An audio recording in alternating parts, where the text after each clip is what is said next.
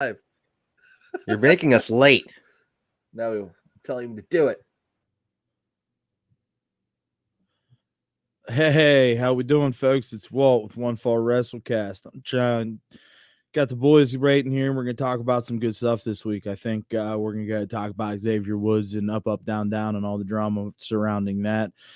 John Moxley, obviously, is a thing, right? And a bunch of firings, again. WWE up to their same old nonsense. So, yeah, let's get into it.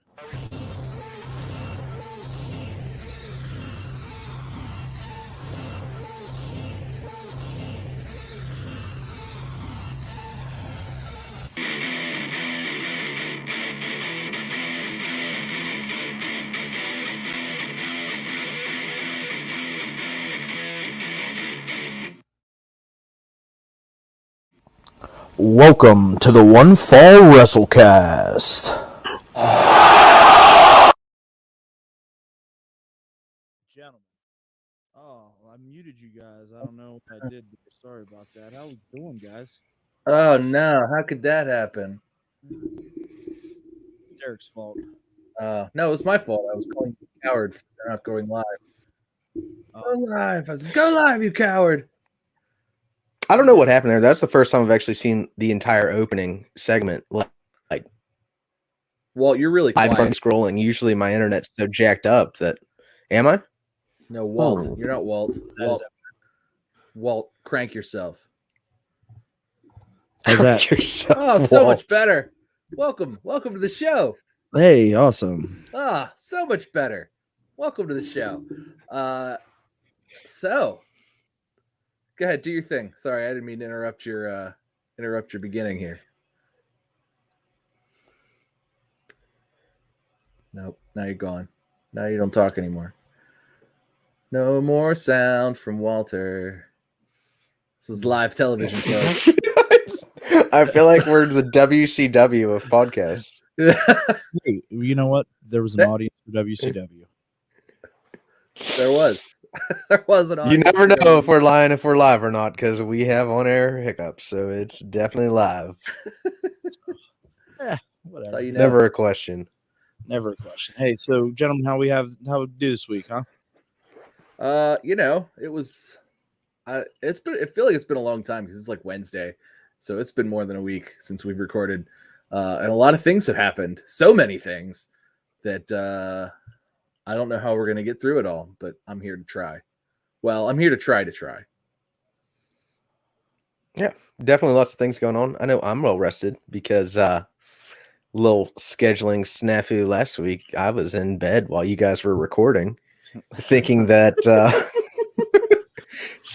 the show was Wednesday last week. So I didn't burn you for this last week while you weren't here, but you literally made fun of Walt because he actually said like, "Oh, I actually can do it this week on Monday, but not on Wednesday next week." And you were like, "Whatever you need, princess." And then you messed it up.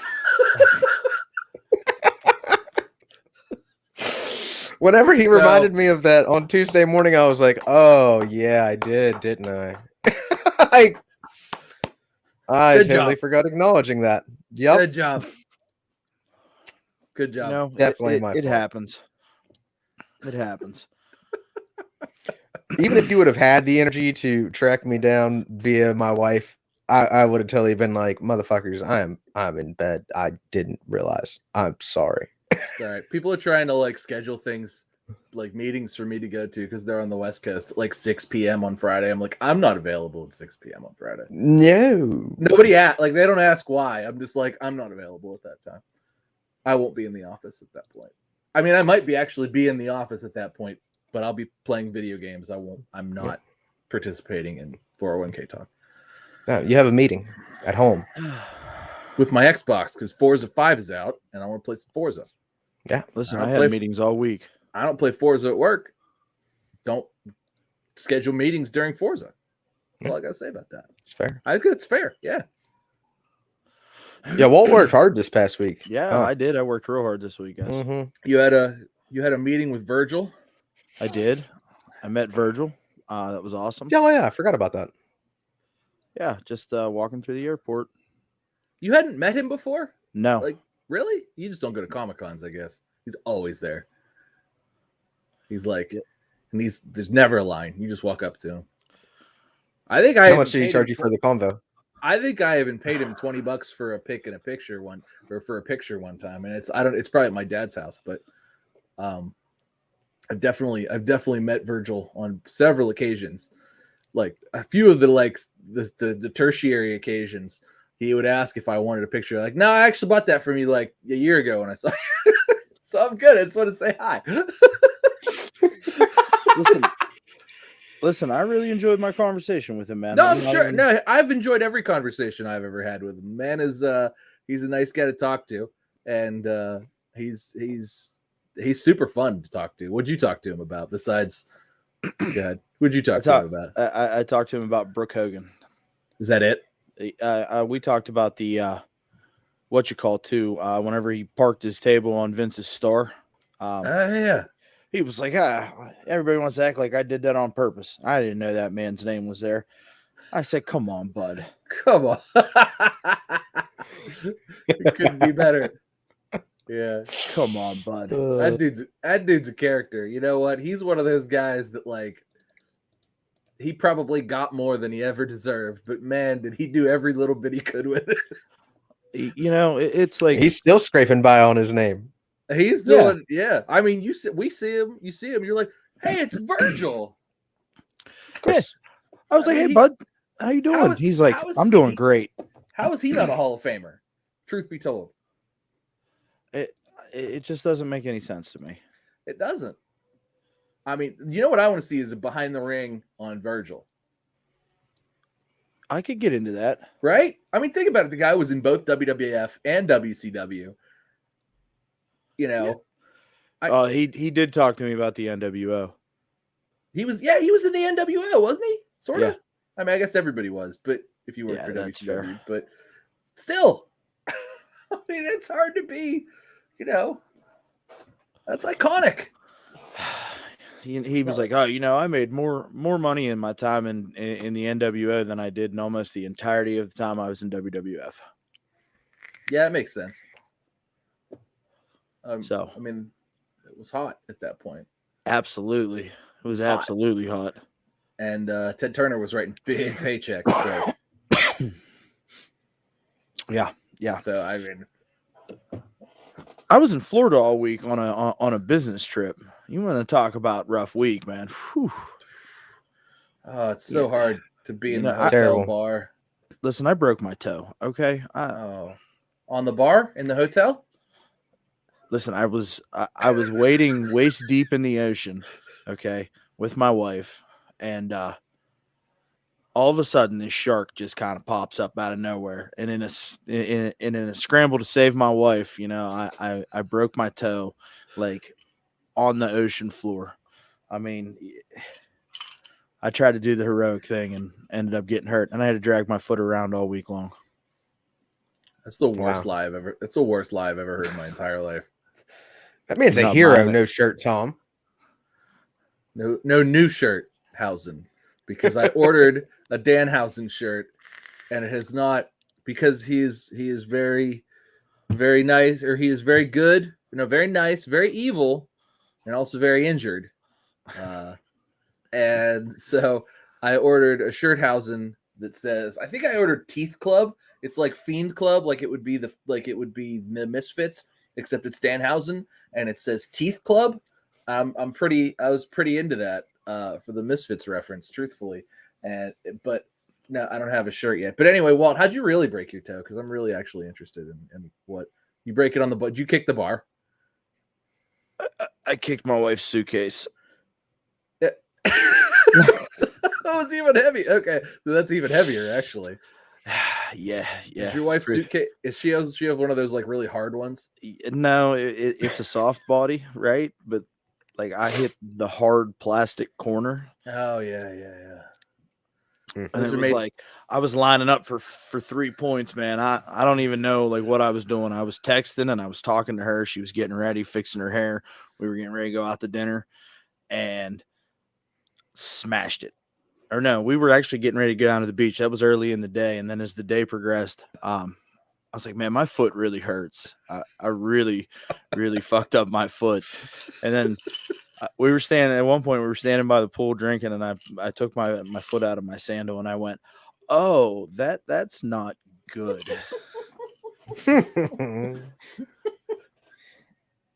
Well, many thoughts and prayer houses for your toe. Listen, it's better now. Yeah, I'm sure it is. Did you ice it or did you just like not? I mean, if by icing it you mean I put fresh ice in my drink, Yeah, that's what I mean. then Like you put yes, ice in I your iced whiskey. it. Yeah, that helps. I didn't drink whiskey this week. I guess not in Florida. Why would you drink? I drank whiskey? a whole lot of rum. Yeah, because you're a pirate. However, I did go on a little whiskey hunt. I actually got a. I actually had a bottle of. Still have some of a bottle of Buffalo Trace, from Lekestau. They were actually on sale. I got it for like $26. It was Oh, like you really, actually got one? Yeah. I found a little George Remus down there George. in Florida. Little Jorge Remus. Little hard to come by up this way. So it's because they drink it all before it makes it up America. here across the crust. Before it makes it up here, they drink it all. So It's all right. You drank all the pirates. There, you drank all their juice. I Pirate did drink juice. all their juice this week, and I drank lots and lots of it. And that's Yar. okay. I drank some Yar. tequila too. Actually, we went out to dinner one night at this really cool Mexican spot. The food was subpar, but I did buy a Kraft hot sauce and brought that home, which is phenomenal. What you're saying is they have good hot sauce, but they made crappy burritos. Yeah. At least what I had wasn't good, Yeah. but maybe you picked wrong. But at the same time, though, I had a little bit of the Rocks Terramana tequila, a little neat drink there. Tasted just like whiskey. Terramana tequila tastes like whiskey. Well, The gold one does. Well, the Rock seems to like it. So, well, I mean, it's his. He better like it. I mean, he's always shilling it. I don't know how much of it he actually drinks. He doesn't look like a guy that drinks very much, but you know, I could be wrong. He could be hammered as hell all the time, just like lifting weights, like I'm blasted on tequila. It could be that way. I don't know. It absolutely could be that way. I mean people are crazy. I imagine that's how tequila. Vince does his job weekly. Is just yells, "I'm blasted on tequila" as he fires people. Vince, the way Vince does his job seems to be to snort a bunch of cocaine and like horse. Make a bunch of bad decisions. Just constantly. What's the good decision? No, let's do the other one. Let's make the bad one. And then he's got Johnny Ace in one ear and friggin' Bruce Pritchard in the other ear, just echoing lunacy. Oh, yeah, It's a great idea, Vince. What a good idea. I used to. That's such a great idea, boss. Good job, boss. Yeah, let's do that. Friggin' So Johnny Ace. Lots to talk about with Vince McMahon this week. I'm in the WWE. I'm a little confused, right? So let's just go ahead. Let's hop into a little? it. So, okay, go on. Apparently, up, down. You know, I do not. Oh, we're starting there. Yeah, I'm gonna start right starting there. All right. I'm going after it. Fuck it. I don't get like their whole thing, right? Like I don't sit here and I don't watch like gaming YouTube stuff, really. I guess you don't like to watch. You don't like to watch made up YouTube game shows about video games? Yes. Okay, well that's fair because I don't either. I just know what it is. Is that what it is? Have you never watched it? No, I don't watch people play. Yeah, that's what it is. That's all it is. No, I don't watch that. Like, it's not like officially that, but that's like if you were to watch it, you'd be like, Yeah. This is just him hosting a game show while see. other wrestlers play video games. That's the bare bones, like generally what's going on. And then, I mean, there. Okay, so now I'm kind of actually more interested to watch it, knowing what it is, because I assumed it was people just playing video games. I mean, and it is, I know that that's like, a big market for that, but I could care less about watching other people play it. Like, I want to play myself, you know? Well, it is, but like that's part of it. But it's like there's rules and stipulations and I see different game. It's like you'd watch it and you'd immediately get the game show format vibe. Gotcha. Yeah, I mean, after all, they do have a title on WWE Shop, the Up, Yeah. Up, Down, Down Replica Championship. So, Yeah. I would assume that that's a thing, right? Yeah, for sure. I mean, I don't know who holds it right now, but I would like pay attention to that part of it for a little while because it was fun to watch their reactions. So, like, I know, like, Becky Lynch and, clearly, like, Big E and Kofi are probably a big part of this. And yeah, Samoa Joe too, and Cesaro. And then, what was the other guy? Tyler Breeze was a big part of it. Breeze is still on it. Is he Pretty still awesome. on it? Okay, Yeah, so Breeze is still there. I don't know if that's like the co-creators that like everybody's talking about. That's kind of in his ear, and it's like, hey man, you're getting fucking screwed here. Well, and also somebody else was part of the party because it was Adam Cole, baby. But yeah, so it was. Go on. Yeah, he's been getting screwed, but continue. Yeah. So I guess they're all just like, hey man, we're just not gonna support this anymore. Until you get what is rightfully yours. Because Woodsy's the one that's doing all the work for this, right? Like and putting all this together and taking care of everything. So the fact that he's not getting taken care of, as far as the monetization that comes with it, I think is just a travesty, right? Sure. And it echoes this deal. Kind of sounds like it echoes the third party ban that we talked about this time last year, right? Where the money's coming out of their downside guarantee, which is absolutely ludicrous. Sure. And maybe it was one of those things like whenever it happened, right? Woods was like, whatever, Yeah. But now that it's taken off and it's become this successful thing, I mean, Jiminy Christmas, how many followers does this channel have? It had more than 2 million at one point. I don't know what it has right now, but you're looking it up. 2.27 million. Yeah. So I mean that's ridiculous. I mean that's full-time that's full-time income money. It's I don't know how much that is YouTube, but that's like 60, 70K a year at least, probably. I mean, depending on how the monetization works now, but I would say, yeah, that's probably a pretty good chunk. You could retire and just do that with that kind of subscriber base. Like you could just be a YouTuber with 2 million subscribers. There's plenty of people that are that, and that's their job. Like with less subscribers, with like exactly like a million and a half. Like there's plenty of people that do less than that. So it's it's probably BS. I mean, I'm sure his WWE contract is probably pretty good. But at the same time, he ain't making Roman Reigns money, but he's bringing in lots of merch money because New Day is merch machines. Absolutely. He's bringing in up, down, down. Just here's a big check every month, Vince, from up, down, down. Because WWE's YouTube is big money too. Like they've got like almost 1 billion subscribers or something on YouTube. It's ridiculous.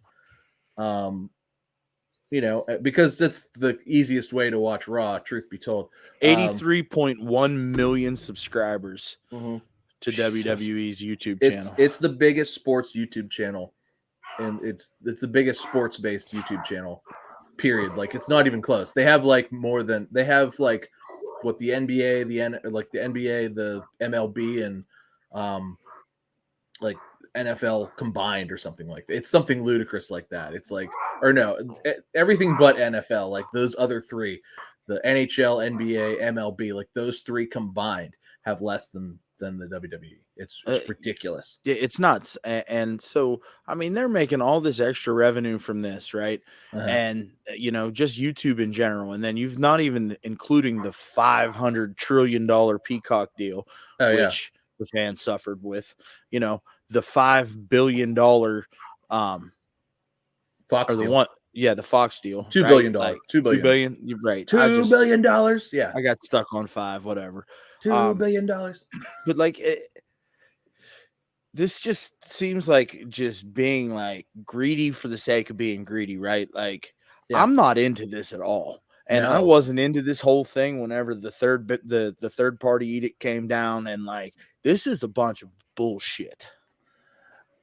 Truth be told, this is just throw another log onto the fire of things that make it hard to watch WWE programming anymore, right? Like I think I've said this before. Like when Samoa Joe got fired, I was like, this makes me not want to watch wrestling. This is not quite as bad as the firings, which I'm sure we'll get to here shortly, but like this just another log on the fire of why I almost don't want to watch WWE wrestling. Like I want to see wrestling. I like the wrestlers. Clearly, I like the wrestlers. Yes. But I kind of almost don't want to watch WWE because I feel like I'm just continuing to support the evil empire, and it's like just a tragedy. And like we always had that thought process, right? That like the WWE was the evil empire, and then you're just like, whatever.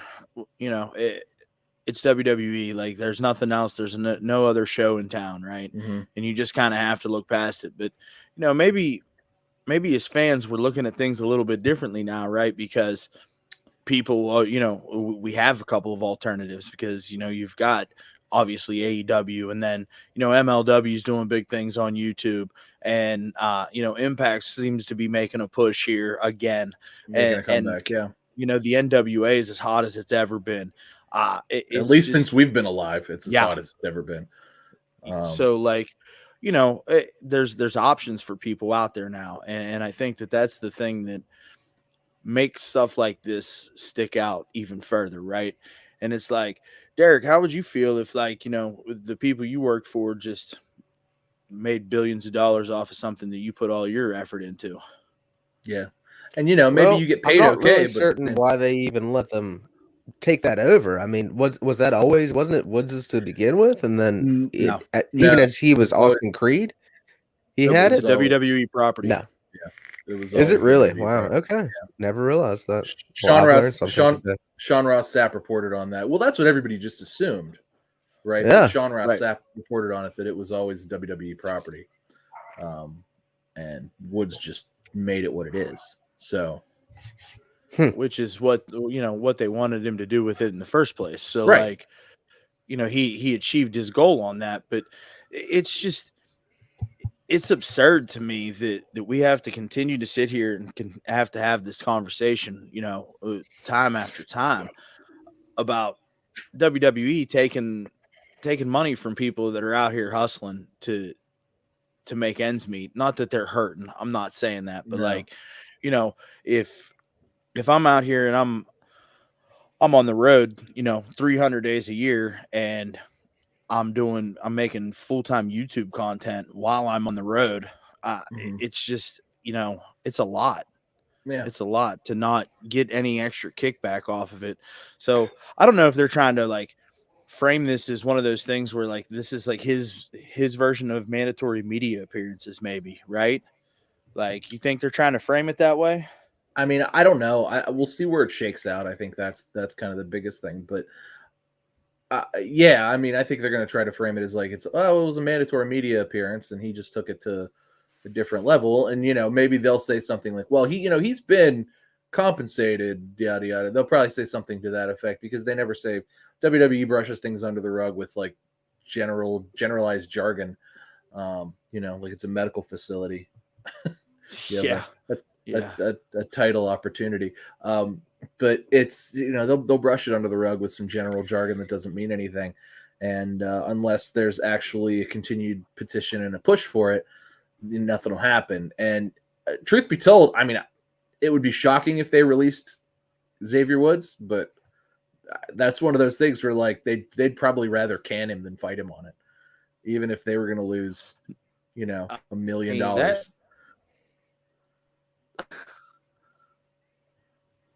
That's not too far fetched, especially like these days, right? Yeah. But I just don't see like, this to me is the problem where a lot of the AEW talent's very outspoken, right? And it's like, we get to do whatever we want. And like Adam Cole did his media tour post AEW signing, and I was listening to Insight with Chris Van Vliet, and he was on there, and he was talking about how important his Twitch channel was, and that like, that was absolutely a part of his deciding factor, and getting to where he wanted to be, because he couldn't imagine what it would be like to not have that community surrounding him, and that just kind of kind of tells you really like what these guys want to do with their free time, as opposed to the old days whenever everybody was in the bar, right? Spending money. And now these guys are out here trying to make money, and it's a problem because WWE's like, oh, well, we'll just take a little cut of that. We want 90%. some of that. We'll take some of that. Yeah. It's you know, I don't know. Yeah, instead of being, in the bar, probably drinking on WWE's tab, maybe. I would say absolutely. It seemed like the case back then. But they're out hustling and doing stuff, and I don't know if they've got expense accounts. I would imagine they've got at least some for certain things, or they can always deduct it from their taxes later, which is fun. Sorry, I don't want to talk about taxes, but it comes down to where you have to recognize, like, okay, what's the relationship here? Is this an abusive relationship? Is this a relationship that's right for me? And WWE, like, yeah, they're releasing talent, but there's going to come a point in time, and I don't know whose contracts are up soon, but where a bunch of people just ain't going to re-sign. There's going to be a lot of people like Adam Cole who are just going to be like, you know what? No, I'm good. I'll make my way. Yeah. I think our next big one upcoming is going to be Kevin Owens, actually. So that should be interesting. Kyle O'Reilly, maybe even next month. I think Kevin Owens has a couple months, but Kyle O'Reilly, month, yeah. Allegedly. Yeah, well, let's not forget Pete Dunne was in question here not too long ago, and and then you get I wouldn't resign if I was Pete Dunne. No, I wouldn't resign if I was any of these people. No, you know what I'm saying? Well, if I'm not Braun Breaker, if I was Braun Breaker, yep, okay. I was gonna say, yep. If I'm him, I'm totally resigning. Braun Breaker, maybe. He is totally, with the stipulation that when you go to the main roster, you are Braun Steiner. Yeah, I mean that's absolutely where that needs to live. Maybe that was part of his choice, and maybe he wants to have the ability to use that in the future rather than having it tied to WWE. A lot of people are saying good for him for like not trying to hitch his wagon to the Steiner name. Yeah, no, you hitch that wagon. Oh, absolutely, you hitch that wagon. You hitch that wagon and you hitch a ride. You get. My uncle and my father are two of the greatest performers of all time. I could see why, he would not want to do that either. Because what if he puts all that pressure that gets put on him just by carrying the name, and he goes out there and he flops, right? But I mean, it seems like he's got everything working for him. So I don't know. I don't know. But they're definitely giving him all the time in the world and all the chances in the world right now. He's a big guy. He could talk. He seems to his work is green, but it's not bad. I mean, he's good. I haven't seen him hurt anybody yet, so that's a plus. That's the other thing, is he's strong as an ox, man. He's like one of those guys like the Steiners, where it's just like, oh well, they could work with people could work with the Steiners every night because these guys are so strong. They're like, yeah, they're laying their stuff in, but they're so strong. You're always in the right position. You always get like a correct power bomb. You always get the clothesline always hits the right spot. It's, you are taken care of. And, that's he's that kind of that size of guy. When you're too small and you can barely lift your opponent, there's a lot more chance of stuff to go wrong than it is if you can easily twirl them around like they're nothing. Right. So, yeah, absolutely. So I mean, I'm gonna tell you what though, like obviously, this whole thing with Woods and up, down is a bunch of craziness, absolute craziness, and it shouldn't be. And I really hope that something happens for this, just because this just comes down to the guys and girls getting what they deserve, right? And getting some proper treatment. I think that at the end of the day, that's kind of really what it's all about. Well, and I think maybe where it started is not necessarily where it is now. And I think the problem is that the contract was never renegotiated, because I think when it started, WWE, he probably went to WWE and was like, hey, give me some money and some stuff to do this. And they pitched it to him, and they were like, well, how much you need? And he was like, I don't know, like $8,000. And they were like, all right, here you go. So he bought cameras and streaming equipment and all that great, and all the consoles and everything, and some games and whatever. So they WWE probably footed the bill, whatever it was 4, 5, 6, 7 years ago. But now, he's taken it from this he got WWE gave him a helping hand, but now it's like they're getting whatever, probably $20,000 a month plus return on their tiny little investment of buying some video games and recording equipment for him. Right. And plus, they probably just gave him a bunch of shit they had laying around. This was the camera that The Rock gave Jericho the finger to or whatever. Take this. It's got some sentimental value. They probably didn't even really put any real investment in it. Right. But it's for just streaming stuff. He would have to have, new stuff for that. But yeah. It wasn't a significant. No, they didn't give him, the pittance probably, whatever, to start a YouTube channel. Like most people start a YouTube channel with $0 on an iPhone, so to be able to start something with, a little bit of WWE money and backing and time to say, hey, let me have these superstars on and we're just going to play video games because we're all friends. Sounds great, pal. We own 90% of it. All right. Yeah. Play video games all you want. Vince didn't give a crap, and then all of a sudden now it's like turning like real money, and they're like, oh yeah, this is pretty great. But at the same time, now Woods is getting screwed because he produced all this content, and he didn't get paid to produce the content necessarily. He just gets pittance from it. Yeah. So whatever. Which is a bunch of craziness. Yeah. It just needs renegotiated. This is why they need a union. Absolutely. At this point, they need to just come together against the machine, right? WWE needs a union just to negotiate specific things like this. This is probably one of the yes, Twitch channels and outside revenue sources, yada yada. But this specifically, including internal WWE product, Up Up Down Down, which was internally funded by WWE, but is wholly the brainchild and the baby of Mr. Austin Creed, Xavier Woods, King Woods, as it would be.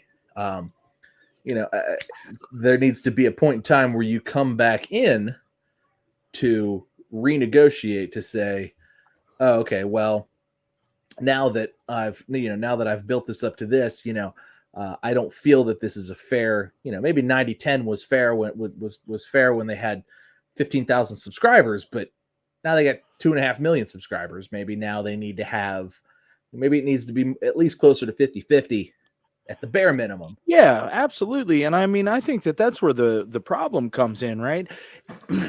Woods is the one that's putting all this work in. And I know that I'm sounding like a broken record, but guys, we know what we do for our shitty little wrestling podcast and how much time we put into it. Could you imagine what Woods has got to do for a channel that's got almost 3 million subscribers? The amount of work has got to be ridiculous to put that kind of stuff together, especially whenever you're on the road. Oh yeah. And because they're doing it backstage, before they're doing it in arenas, backstage, just setting up, and they're like, all right, we're gonna play Xbox, all right, we're gonna play PlayStation, all right, we're gonna do it, and it's like, what? Okay. And then you see them technically you see that stuff after the fact, but he'll tell you where he is, and then it's like, oh, he did that backstage before WrestleMania, and now he's out there having a title match where I watched, you watched a couple days later. Oh yeah, they were just playing King of Fighters 14. They just pulled that out. So just having a good old time.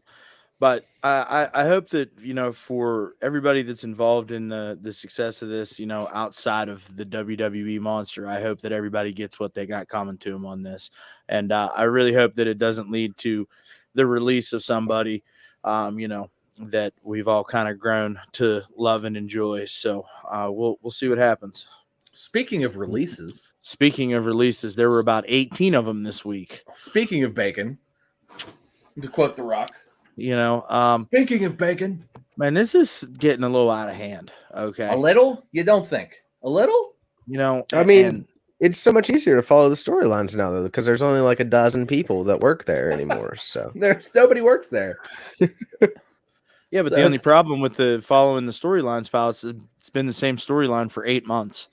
Yeah, you know what's great about that? You mean is you don't want to instead keep of watching wasting Omos and AJ fight Riddle and no, please no. and RK? You don't want RK Bro versus AJ and Omos I, for the I don't ever need 300,000th another time? Omos match ever.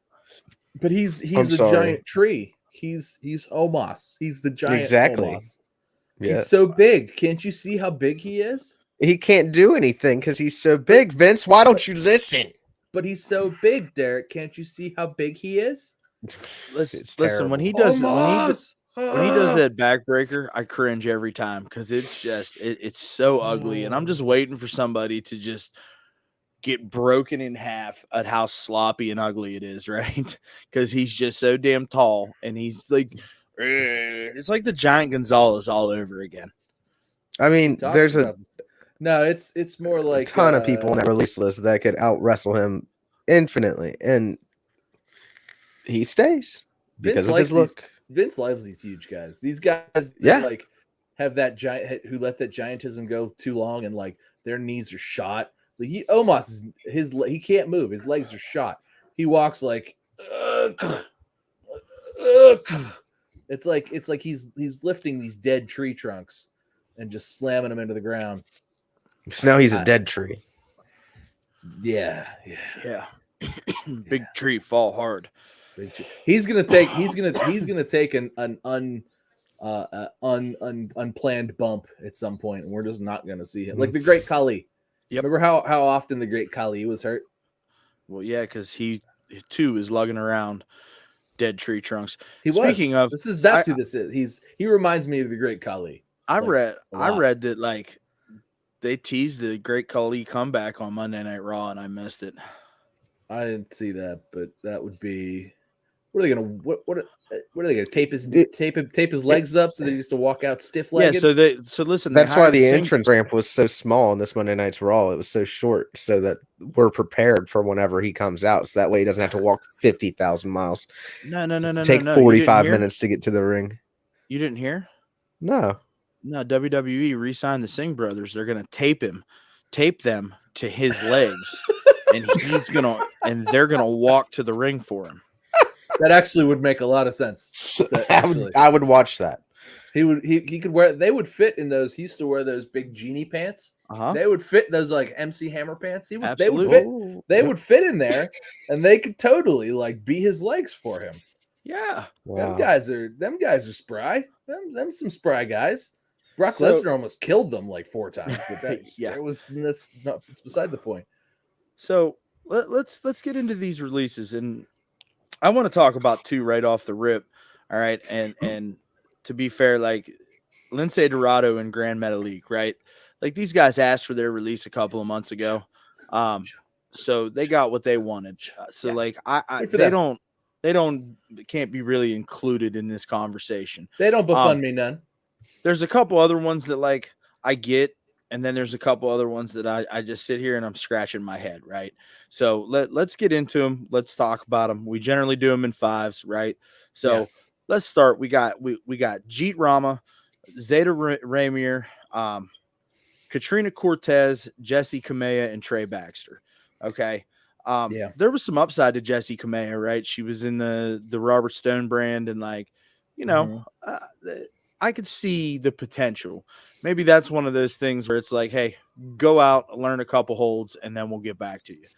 You know what I'm saying? So like, I think that bottom 5 is very similar in that situation where it's like, it's there, but it's not. So that's all. Like, it's not big name. It's I also fine. think Robert Stone isn't making you a big star anytime soon. I also think the 5 of them have been there for enough time, and maybe they hadn't made enough progress.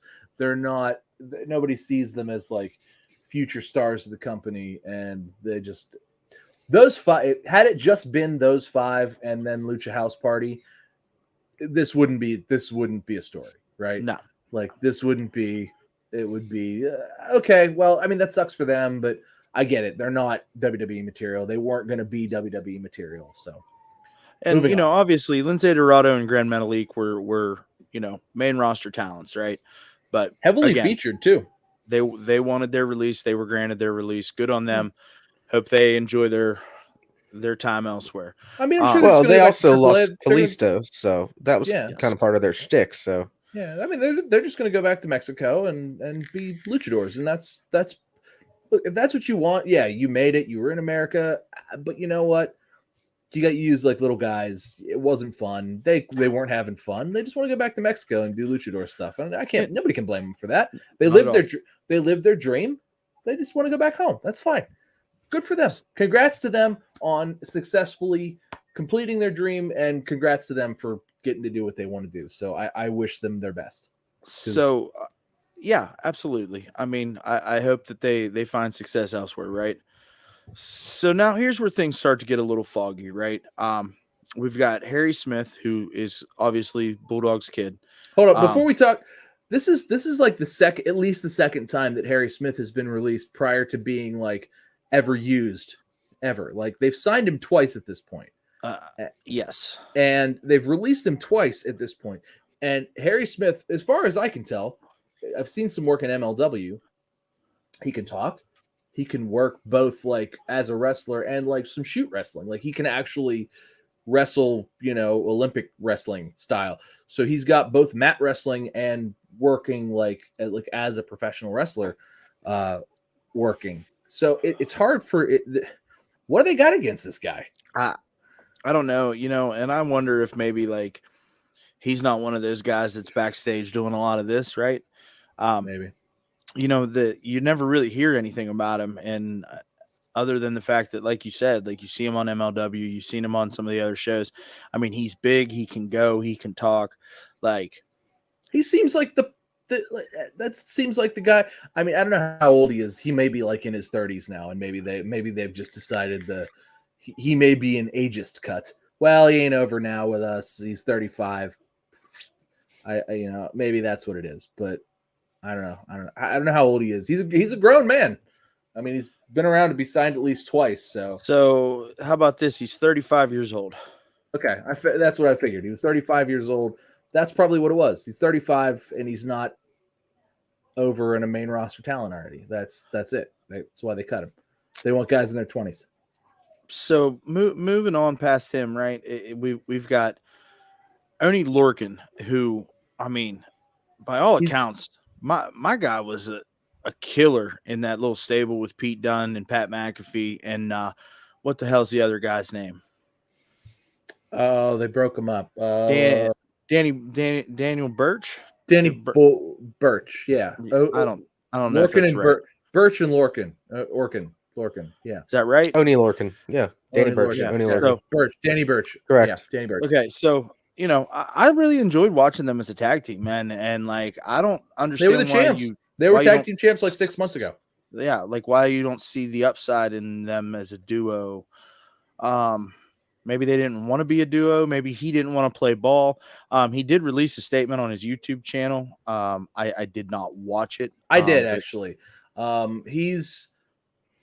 He doesn't seem broken up about being released. He had asked to be released before, and then he got put in that stable with Pete Dunne and Danny Birch and Pat McAfee, and they did the War Games, and but he had wanted to leave prior, so he doesn't seem particularly broken up about it. I want to say he's already got bookings through December. He's one of those other guys, and there's other people we're going to talk about that like they're gone, and it's like, oh man, it's really sad, but like he's already like ready to go and play poker a bunch of places, and he's like going to go on a poker tour because that's the other thing he does is he's a big poker player. Okay, and then he's also like booked to wrestle like through the end of the year once his non-compete clause is up. Like it's already, he was released like 3 days and he was like, yeah, I'm booked here and I'm booked there. It's like he's already booked through December, and it's like, well, I'll say he's out here breaking the law, huh? What are you gonna do? Well, no, they have 30 day non-compete for, so he's through whenever his non-compete's up, then through the end of the year he's got bookings. All right, so here's one I bet you that Derek's just broken up about, right? And I mean, if you want to talk about it, let's talk about Ember Moon, right? I mean, obviously, all of the potential in the world 3-4 years ago, and now like we're at this point where she's just unrecognizable, right? And obviously the injury was a big time thing. And then we had the, she got sent back down to NXT, where I really thought she was going to do some good. But, Derek's been shitting on Ember Moon for quite some time. Derek, I'm interested to hear what you think about Ember Moon getting released. Well, like I told you guys in the chat earlier, it did surprise me. I'll be honest. I didn't see that coming at all. I kind of thought that they had something for her until came time for Shotzi to get called up to Raw, and then she gets tagged with a new partner. So I kind of thought the writing was on the wall once that happened. I mean, you can see Vince's attitude. It shows through right there that, listen, you're not ready. Apparently you're not going to be ready. She's been, I believe she's been released before and brought back, hasn't she? Or am I wrong? Was she just sent down? No. She was just, she was hurt, and then they sent her back down. She was hurt for a long time. Yes, she was hurt for she was out for like 18 months. Her knee, she tore like everything in her knee. It was potentially career ending. She had it surgically repaired, like several surgeries, and then had to rehab for like forever. And I will say that I thought her tag team with Shotzi at first was super awkward and was terrible. Like, they did not gel at all. But eventually it came through and it worked out. They played off each other well. But it got over once they became cool hair bros. Yeah. Yeah, but I agree, Derek. They were super awkward at the beginning. Like, they were trying to figure out who was going to be the front, for their little hard camera pose. And then what was it? The one event Ember Moon left the tag belt on the tank, and it's like, it was rough. Go back and get it. They were the inaugural champs, though, were they not? No, Raquel Gonzalez and Dakota Kai were. Right, lost that same night. That's right. Yeah. That's right. Well, they were sort of the inaugural champs. Yeah, they got it handed to them. Secondary inaugural. But to be fair, they should have. They were in a position with all of that, coming off the Dusty Cup female win.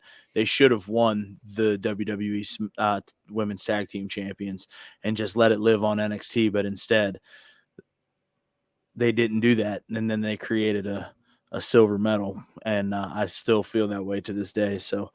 You're not wrong.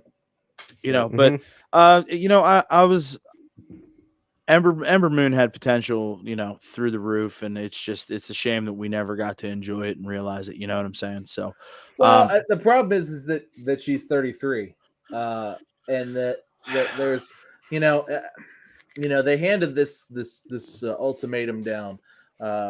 We say in this household that you said is a holy doctrine.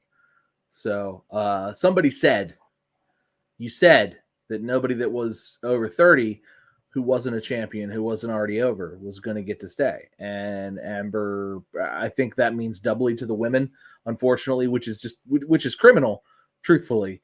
And they wouldn't say outright why, because it's illegal to fire somebody just for being 33. But that's why they fired her. Because she's 33. I mean, truthfully, all these people should sue because what they did was illegal. But but they're independent contractors. Yeah. Because they that's right. They weren't fired. They were simply released, which is different. Yeah, no more contract. It's all bullshit. Yeah, it's all bullshit. That's why they need a union. Anyway, bullshit. So moving on. Another main roster release, Eva Marie. Whatever. You know what I'm saying? She's off filming a movie. None of us agreed. It's funny that they just brought her back. But none of us agreed with them rehiring her anyways in the midst of all of these like releases, especially the Iconics getting released and then her getting to come back in. And, even though she had been on the payroll for a while, it's just not a good look. I will say, as much as I don't like the name Doudrop, I prefer Viper Piper Niven. She did get Piper Niven. I don't want to say she got her over, but she ate all that heat and got all the eyes and all that heat. And heat is one of those things where it gets eyes on it, right? So absolutely. And now Doudrop is in a main event, or at least a women's main event title picture. She's in a great spot. So I mean, was Eva Marie ever going to be a long time? No. I think she came in, she did her job. I don't know that it was enjoyable, but you know what? She got Dewdrop in, got her over. I enjoyed more than half of that, despite Eva Marie being a heat magnet. I don't necessarily think it got to the point of go away heat, and now she's gone. So, whatever. Like you said, whatever for her. She's gonna find success wherever. She's obviously smoking hot, and she's gonna be in a movie. She's gonna do modeling. She's gonna this was just a thing, and it's over now. And I'm not sad for her, No. but thanks to her, because she did some good. She did do some good. Yeah, absolutely. So that's all I got to say about that. So another main roster release was Mia Yim. Derek, what do you think about WWE sending the old release papers to Mia Yim coming fresh off of Retribution, and then Well, I mean, I kind of don't even see it about that. I kind of see how it ties more into another person who we haven't spoken about that has been released. Yeah, I agree.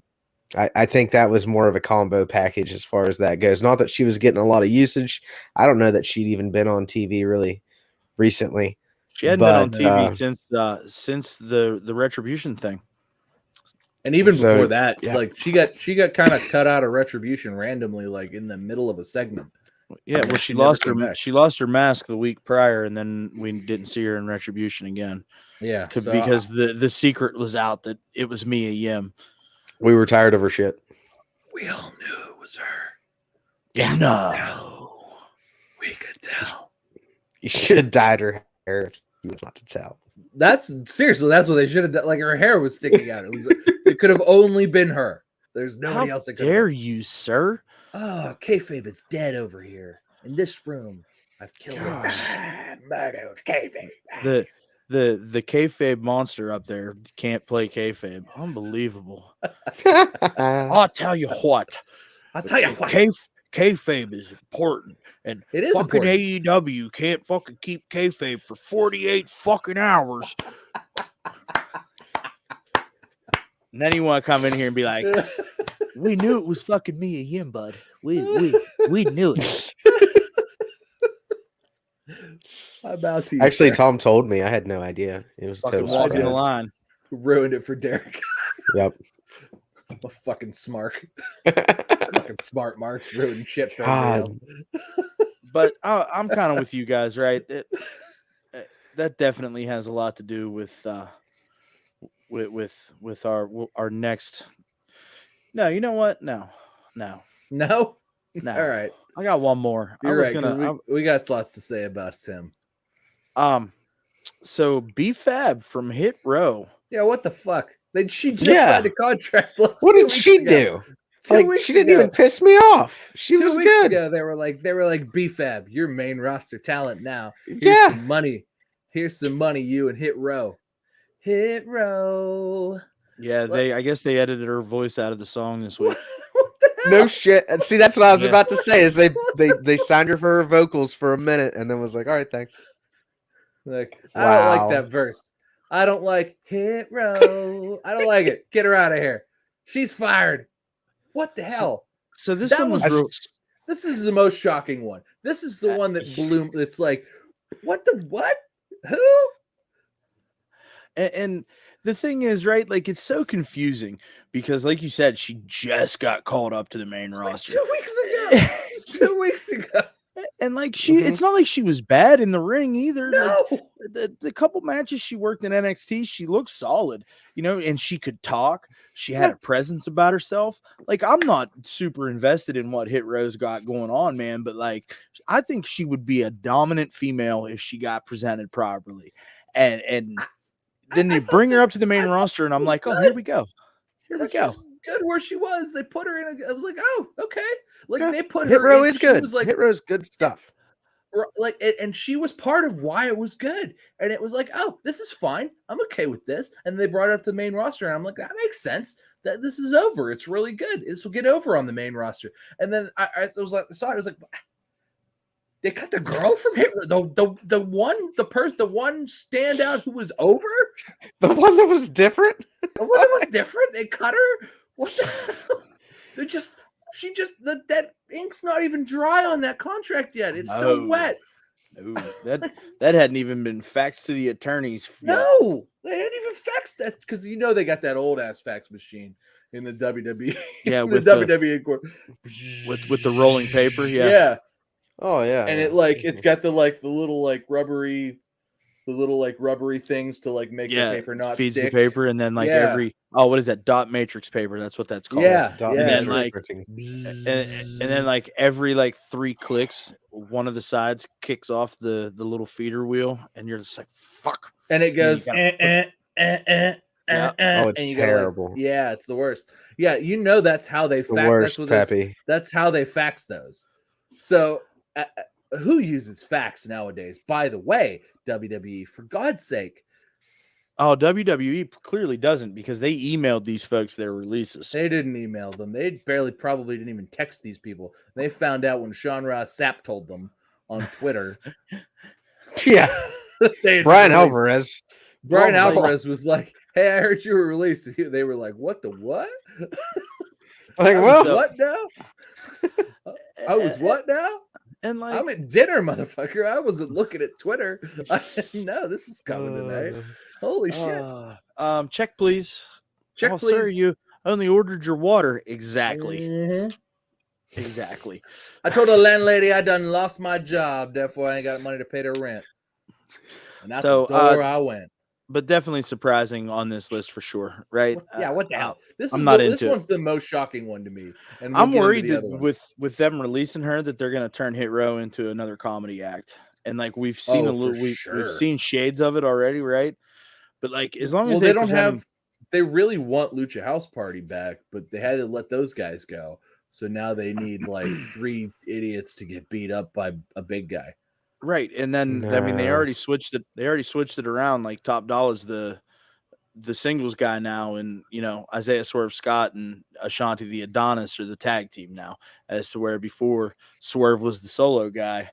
And those guys, the other two were the tag team. So they're changing up their presentation a little bit here, and I'm not really sure how that's going to play out. But as long as they present them more like the Street Profits, where the Street Profits kind of are jokey, have a good time, but then they can kind of go in there and they can kind of do the damn thing, and and smash everybody and have a lot of fun while they're doing it. I think I'd probably be okay with that. I'd probably be into that, but otherwise, it's just not happening, man. And just releasing BFAB the way that they did, it's just it makes no sense to me. It's almost a matter of they're almost well, we brought up them as a faction, but we don't really like factions, so we're gonna have these 3 guys do a thing, and then we're gonna break them up. And I mean, they put Hurt Business back together, so they'll maybe have them all fight each other in Hurt Business, because Vince would like to do that and fill. Oh, they're on SmackDown. They can't even. They are on SmackDown. Survivor Series, pal. Why not? Mm-hmm. And then they'll fire the rest of them. Yeah. But no, I don't. This one was the worst one to me, because it was most surprising. Absolutely most surprising. Yeah. I think out of the list of 18, it was absolutely out of nowhere. One more, and then we'll get into the meat and potatoes. The meaty potatoes. Nia Jax. Okay. Actually, hold on, because I read a thing today. That was more or less backstage reaction to Nia Jax, and I know there were a lot of rumors going around. It's because she's not vaccinated. It's because of her vaccination status. It's this, that, and the other thing. She was on mental health leave, and then she asked for more time, and that's why they fired her, or whatever, because they were up to make cuts, and they were like, well, she's a woman, she's over 30, she asked for more time off, we're just going to cut her. Backstage sentiment seems to think that this was a long time coming, and while a lot of them were surprised that it happened, they're not surprised that it did happen, if that makes sense. No, it makes absolute sense. They said that backstage talent. This was a long time coming. Both her inability in the ring, her pension, her propensity for hurting other talent, other women, especially being as much bigger as them. Like she should be the like one of the safest worker, but she's like the most dangerous. And just her total overall attitude towards the business, towards the locker, some of the portions of the locker room, not everybody, because she has her friends. Clearly, Paige has taken up for her on social media, which like rehire Nia, but they're at the point here where it's like hey, how about that drama, right? The whole Paige thing, right? Does Paige still work for WWE? She's still under contract. Years. And then like 2 years I haven't seen they her. gave that referee in NXT her name, right? And the fans on Twitter were pissed. Well, they came out today. They changed that referee's name again. That poor woman. She's like Blair Blainwood now or something fucking silly. But anyways, Tom, I'm sorry I had to touch on that. Go ahead. But Nia clearly had friends backstage. She was part of like that Total Divas thing for a little bit. So like the old school talent really likes her. Like she's friends with Charlotte, and was friends. I don't know if anybody's friends with Charlotte now, but she's friends with particularly like Natty and she was friends with the Bellas and that whole Total Divas thing. Yeah. So she was part of that. All them group. TikTok folks. But yeah, sentiment backstage seems to be that this has been a long time coming, and while they're shocked that it happened now, it's not particularly shocking that she got released. It was just they needed enough excuses to let her go because she's a cousin of The Rock. Yeah, so rumor has it he was pretty pissed. I'm sure he was. Sidebar, you saw that like sort of shortly after that happened, The Rock was like, "Yeah, no, I'm not going to be at WrestleMania this year." Yeah, it was like a kind of thing, and it was like one of those things where it was like the media didn't really catch that it was related, but like all the wrestling fans went, "Guess we're not seeing Roman versus The Rock anytime soon, ever again." I did see that where maybe he said, they'll save it for no, Hollywood 39, bud. Or maybe The Rock will be like, "Oh wait, hold on, maybe my back. Oh no, sorry, I'm good." Yeah, The Rock is literally worth like $1 billion zillion. Nothing that you could not throw enough money at this man. I don't care how much money Vince McMahon has. Like The Rock will literally probably be the guy that buys the WWE at some point once Vince dies. He'll be the only. I mean, he'll be the only person. XFL. He'll be the only person rich enough at this point in time to buy the WWE, and he will. He'll pay cash for it. Could you imagine him just like demoralizing Vince and making the XFL a success, and then just being like, and then buying the WWE with cash, like actual cash, like maybe like briefcases. How much you want, Pops? Vince is gonna be like, oh, all right, pal. Fuck my kids. You know what I'm saying? Like, yeah. But yeah, Nia Jax, I mean, like you said, surprising, but kind of anticipated. It's been a long time coming, and it happened to happen. There was the stars aligned. She said the wrong thing at the wrong time, and they're like, WWE's like, let's just take our lumps, forget it, let her go. So looking at the last three names on this list, it's really two subjects. And I'm having a really hard time deciding who I want to save for last, but I'm going to go ahead and I'm going to say Karrion Kross and Scarlett were released. Derek, I know that like you were all about, Scarlett and Karrion Kross, especially in the NXT days. Tell me what you think about this one, bud. Like this one's not good. I mean, in a way, honestly, I think it's fantastic. We're gonna now have an opportunity to go see them do what they do best instead of being tied down to the PG WWE Evil Empire system. The Evil Empire. Yeah, like this is the best thing that could have happened. We saw him in his. I've seen people refer to it as all kinds of different. The Gimp costume. The Gimp costume, the S&M get up, whatever you want to say. It was not good, pal. It was like you seriously expected this man to get this over? Like no one will get this over. even if you put Scarlet with this, that's not gonna get it over. There's no. So yeah, I'm pumped. We're gonna get to go. Get to go better places with these gimmicks. We'll see him in AEW, or we'll see him somewhere. Look, absolutely. I can't imagine. All signs are pointing he's going back to Impact. I mean, that's I hope fine. he goes to Impact. He's great in for Impact.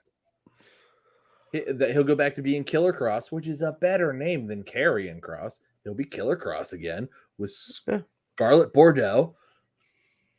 You know what? That'll put Impact back. Look, Impact is on the rise right now, and Impact could totally be a competitive, 500,000, 750,000 viewers a week type of show if they do it right.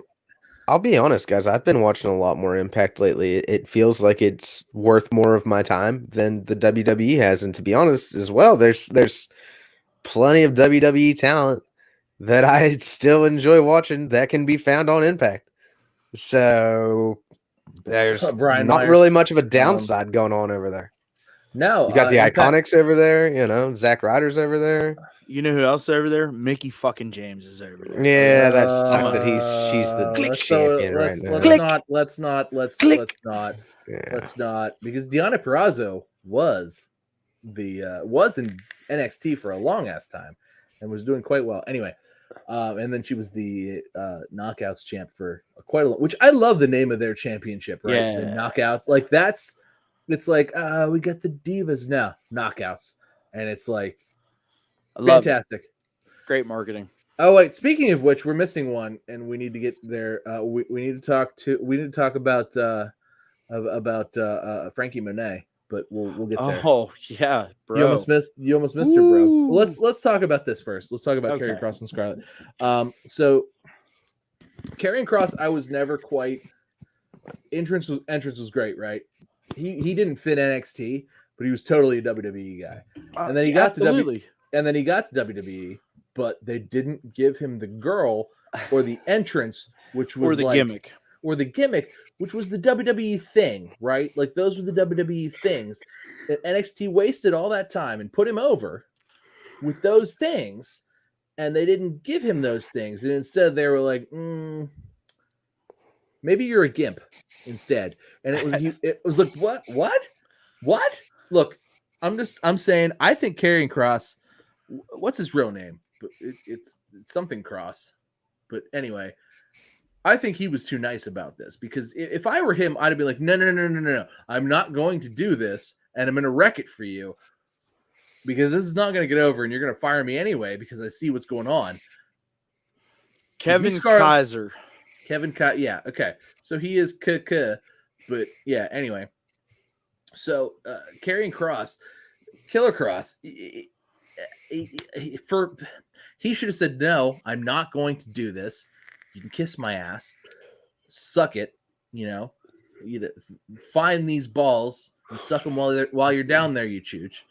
And like literally just don't, I'm not going to do this. Like he should have stood up for himself. And, we've heard stories of other superstars standing up for themselves and that being the thing that gets them over, right? John Cena, Stone Cold Steve Austin, people like that. Like that's what separates the greats from the guys that wear the gimp costumes and wander down to the ring and get beat by Jeff Hardy in a minute and a half and then get released later with their girlfriend. So that's really the difference, right? Like he should have stood his ground and been like, no, here's a spoon, eat my ass. Jesus. What the fuck?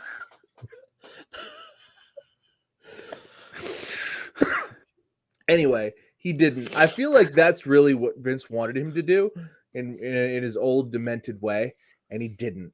Like, I feel like Karrion Kross should have just stood up and been like, no, fuck you, fuck Johnny Ace, fuck Bruce Pritchard, all that stuff, and just not done that. Period. Walked off. But he didn't. He continued to not get over. They tried and they worked with him, and then they're going to repackage him again. Good night, Dad. Good night, buddy. And then they didn't repackage him, and they just released him instead. My son's going to bed. Good night, buddy. Can you shut my door, please? Good night, bud. Walt says good night. Good night, Walt. Damien says goodnight, Walt. You heard it. You heard it here first, folks. Anyway, but so I'm still not over eating spoonfuls of ass. I'll give you a As your son Jamie. walks in the room. It's nothing God, worse did he hear that? I don't care. Anyway, so he definitely did. You saw the smile on his face. He was laughing about it. He thought it was hilarious. It's like, my dad's funny. Anyway, so I think they gave him. I think they kind of tried to rib him and see where it would go, and they didn't. And they were like, well, he can go. I think he had posted some anti-vax stuff, and I think potentially he is not vaccinated. Not that they like forced anybody to be vaccinated, but they're on a UK tour right now, and they couldn't bring him with them. And so they probably looked at that, and they know who is and who isn't. Let's not joke. Oh, okay. Let's not joke. Like they know who is and who isn't, who can go on the UK tour, who can't go on the UK tours, and maybe he couldn't, and they're like, all right, you know what? Let's just let him go. Enough's enough, and that's maybe what happened. I think it sucks. It sucks for him. It sucks that you still have to. Some people still have to play that game. Like it seems ridiculous. That's like it's like Vince is that like toxic girlfriend. Yeah. That, like, wants to be mad at you and say good night at like 7 p.m. And when you say all right, good night, like they're like, what is wrong with this guy? I told him good night. It was 7 p.m. How do you not know I was mad? He continued to play Xbox.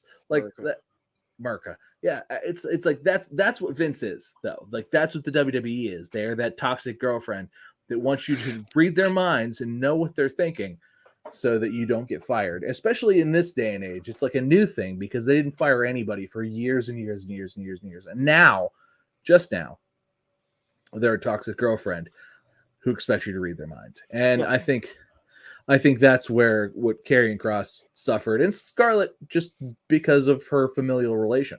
Yes, absolutely. Derek, what do you think about this whole fucking? Hold on. Before we go to Derek, Scarlett now, because her contract was only 30 days, literally the day her contract is up, she is like booked. Christmas break, booked through January. Because she's a fucking star. Yeah. And people want to see her. And it's not even close. Like it was like we haven't seen her in months, right? And like she's got 30 days, and which she's getting paid, by the way. Those 30-day contracts, the non-compete clauses, Sure. Everybody's getting paid. And then it's booked. Like it's just she's booked through like the week before Christmas. Nice little Christmas break there, and then like January 7th, it's like book. Like she posted it on Twitter, and it was like, oh, well, she's fine. And I'm sure next year we're going to see both of them. He's got a 90-day non-compete clause, so that's what December, January, February. So it's February or sometime in February, we'll see them somewhere. And like he's an animal, right? So like he's just gonna spend all that time in the gym, getting bigger, getting better. It's gonna. This is a mistake, Derek. Bro, like I know you were all about these folks, right? Like, what you got to say about what Tom said? I mean, I can't disagree with Tom. Tom's right. You know that they're gonna go out. They're gonna do better things. Like I said earlier, love to hear that, by the way. It happens every once in a while. You got to admit that you are right from time to time. But yeah, I mean, I'm glad to see that they're already booked. Hopefully, this actually just Scarlett's booked. Like you can't book somebody. Well, you can't book Karrion Kross yet. I mean, I guess you could, but you're still booking into February. Nobody's doing that right now. Why would you? But yeah, basically we just moved the roster down, like I said, to a handful of people and that are anywhere near stars. I mean, I don't understand Karrion Kross one bit. He's got the look that Vince likes. He's got the woman, just like Tom has already won over. I mean, it doesn't make sense, but like it might be a vaccination thing. If that's the case, it is what it is. You know, I don't know. That's stupid to have to deal with that, but. Well, listen, here's what I think. Go ahead. Nah, go ahead. Finish your point, bud. Well, I was going to say, to the point being is that it doesn't seem like anybody's vaccination status was ever brought up as a like, hey, you have to do this because we have to go to UK and wherever else. Because if you don't do this, I have to release you. It doesn't seem like anybody was ever given that like sort of forewarning. So they were sort of given their like, and it's potential that like Karrion Kross probably already had. A lot of these guys probably already had it. Like there were lots of outbreaks. Oh yeah, there were tons of outbreaks in WWE, and you know these guys are top peak physical specimens. So a lot of them just straight up didn't get sick. I mean, Keith Lee did get sick, but like most of like Mia Yim also got it because she was taking care of Keith Lee while he was almost dying. yeah. You didn't know that. You know, she wouldn't have disclosed that. She was in peak physical condition. She was sick for a little bit. She got better. It was fine.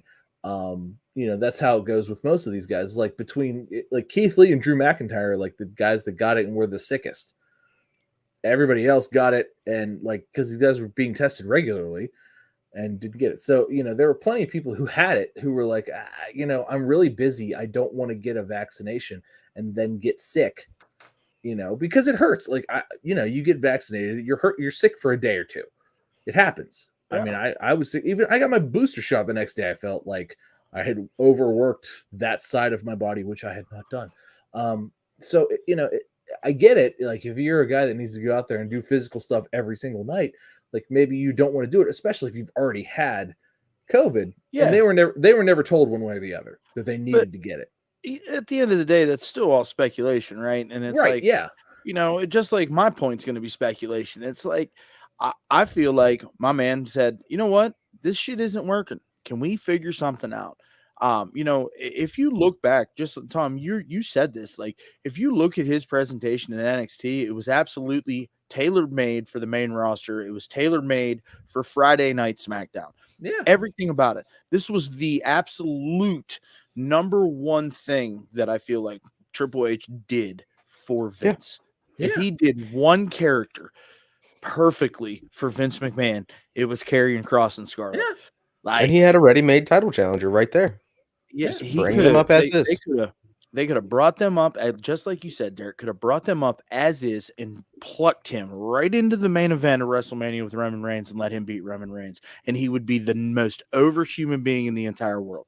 And, you know, and it wouldn't hurt Roman's legacy not one bit, because this whole Roman Reigns thing has been the best thing that has been on WWE television in like 5 years.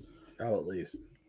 You know what I'm saying? So like the fact that they did not, that they didn't see him the way that everybody else saw him is really what the downfall was. And at the end of the day, maybe this was Karrion Kross's own goddamn fault for wearing that gladiator skirt thing at That's what I was saying. You know what I'm saying? Like he doesn't make that choice. Maybe Vince doesn't look at him and go, oh, I've got a gladiator.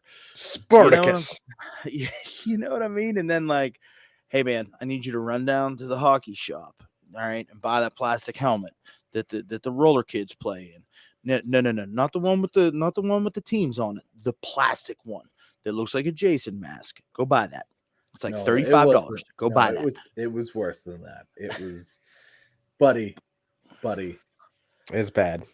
It was a gimp mask. It was leather. So it was like pleather. And I said this before, man. It was so reminiscent of Demolition, and right, but like we got Demolition at home. Yeah, it's exactly how to put it right there. You know, so maybe he just finally put his foot down. He's like, you know what, fuck this. I'm not doing this anymore. I'm not. Let me be who I am. Then they're talking to all these rumors. Oh, they're gonna repackage him. He's growing his hair out. They're gonna make him a psycho killer. I could have been into that, especially if they put Scarlett with him. You know what I'm saying? As some kind of foil. But like everything they had going for them, like all the work they did with Keith Lee and the NXT title feud with the Fireball and all the stuff they did. Vince was just like, oh. Yep. Gladiator. That's good shit. Well, it's not, bud. It's bad. Not. You ruined the most tailor-made character for your product that you have ever had. And you shit all over it. And I worry for like guys like Braun Breaker or what's the other guy's name that's stupid? What's the other guy's name? That's stupid. It's like I mean, there's a lot of that. It's like Von Oh, Von Brusky. Whatever. Von Wagner. Von Wagner. That's it. Yeah, the blonde kid. Yeah, God, that's a stupid name. That's the dumbest name. It's so It sounds dumb. like I can't just remember. a last name. Von Wagner. It sounds like he should be like composing Right? piano like Hey. dark moody piano pieces, not like No, that's the guy that beat Walter for the championship. He does that. What? what's that? Are you drunk? What's that clicky sound? Oh, I'm sorry.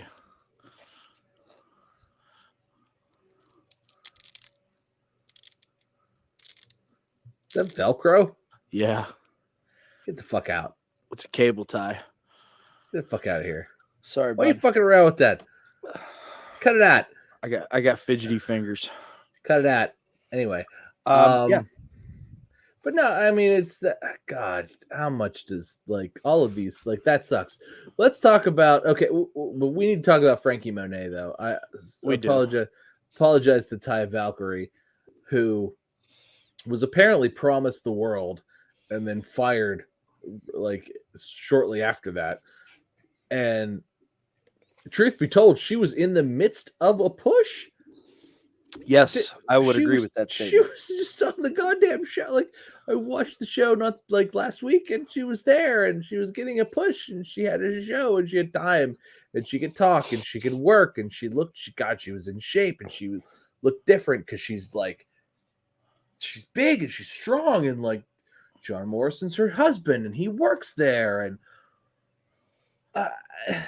they just signed her this year. Oh, it was like what 6 months ago. She No, had it was like video 4. packages. Just She had maybe video 4. packages. Like she had like the old school WWF vignette set up where it's like Frankie Monet coming soon, and then like the shit with the dog walking. Like she got big time treatment in NXT. She did. You know what happened? Triple H had a heart attack. That's what happened. And she's 38 years old. Yeah, As is her husband. As is her. That's but her. exactly what I was gonna say, Tom. Is she had a birthday? Vince came backstage and was like, "Oh, Frankie, how old are you this year?" 38, boss. What? And he He's went, like, John, "Oh, come here, happy John. birthday." You got to fire that one. Johnny, where's Johnny Ace? Johnny Ace. Yeah, And he's like, my name's John. Vince. John Laurinaitis is like, Johnny Ace. Get over here, Ace. Bruce. Where's Brucey? I'm right here, sir. I'm right here. I got you, buddy. Do you need to poop? Do I need to get the pan for you, Mr. McBride? Oh, let me kiss your butt. Fuck Bruce Pritchard. Anyway, Bruce Pritchard sucks. Well, that's aggressive, pal. Super aggressive. I'm gonna get aggressive against Bruce Pritchard now and Johnny Ace. This is where we're gonna be. I hope it gets memed and put on TikTok. You know what's really funny though, Derek? You did make a really good point. It's like, oh, happy birthday. How old are you now? 22? Ha, ha, ha, ha. No, I'm 38, pal. Oh, well, happy birthday. Somebody needs to work up our release papers. yep. Where the fuck is Johnny Ace? She's gotta go. Where the fuck is Johnny Ace? We'll see you next week, pal. Get over here, Johnny Ace. The fuck? Listen, it's absolutely Craziness. ridiculous, man. Like, you know, I was into Frankie Monet. I was into Ty Valkyrie, whatever you want to say. She's getting a push. Like she got 10 minutes a week to talk. She got to wrestle. Like she's in great shape. She looked good. Her matches are good. I mean, I can't see how like they've Perfect feud for Mandy Rose coming right out the gate. perfection. Like that would have been like not that she should have beat her or could have been because she was too new to be the champ. She's not, but could have totally, absolutely. Like that was the next feud was Frankie Monet. It would have worked. and I just can't believe that they let her go. I can't believe it. Like that, she's the other but her and B-Fab is like, absolute confusion. You guys are stupid. I guess that Frankie Monet actually released a statement, right, and was like, to be released for cause of age is absolutely ridiculous and disgusting. So, It's gross. Super gross. I agree. I don't know, man. You guys ever work with 80-year-olds? She's 30. Rough. She's 1 year older than I am. I work with 80-year-olds. She's literally she's like 16 months older than me. Good Lord. Not even like she's like 13 months older than me. That's aggressive, bud. It's like what the fuck is wrong with you? You can't say shit like that. Like, I know Tom, right? Are you fucking stupid, Derek? Go ahead, Walt. Get him. Like, get him. Are you fucking dumb? Bro, you don't work with these people. Listen, it doesn't matter. I love them. They're great. There's like ADA laws and HIPAA laws and like there's a whole laws. world out there you can go like see. that, Why bud. do you want to show up and hang out with me? Why? Because they want to pinch your chubby little cheeks. It just doesn't make sense.